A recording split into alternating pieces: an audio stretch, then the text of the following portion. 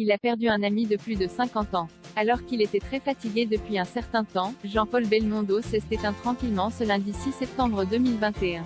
Invité sur le plateau de C'est à vous, c'est avec émotion que Michel Drucker a fait de nombreuses confidences sur son ami. Alors qu'Anne-Elisabeth Lemoine lui a demandé quelle image il garderait de la star, c'est le sourire aux lèvres que l'animateur lui a répondu, son œil qui frise. Qu'est-ce que j'ai pu rire. Regardez les yeux de Jean-Paul, tellement il s'est marré, il a les rides du bonheur. Alors que Jean-Paul Belmondo était très fatigué depuis un certain temps, Michel Drucker a révélé « Il était mon voisin pas loin d'ici donc je l'ai vu beaucoup récemment. Je suis allé à son anniversaire, il est Y à pas très longtemps et il m'avait dit « Reviens me voir, mais vite ». Souhaitant rendre hommage à son ami, et l'animateur culte a confié « Des anecdotes avec Jean-Paul, on s'est vu tellement souvent. On s'est vu dès 1965, c'est un vieux pote. Ça restera mon plus beau souvenir de carrière les 80 ans de Jean-Paul.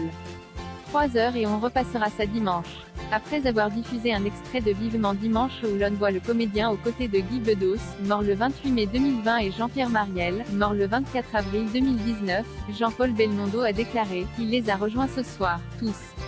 Annie Girardot, c'était un souvenir absolument inouï. On avait préparé ça, mais on se disait, et s'il annule au dernier moment.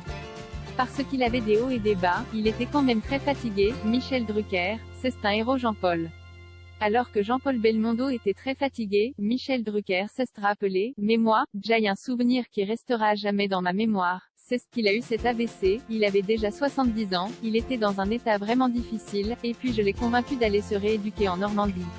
Le monde médical, c'est le mien et j'étais petit pilote d'hélicoptère du dimanche, je l'ai amené en hélico à Granville et il est venu.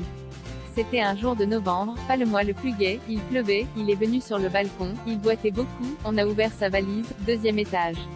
C'était un décor de film. Il y avait une infirmière avec une voilette au vent qui poussait un handicapé, il a regardé ça et il m'a dit « Tu me ramènes, sinon je te fais ma dernière cascade ».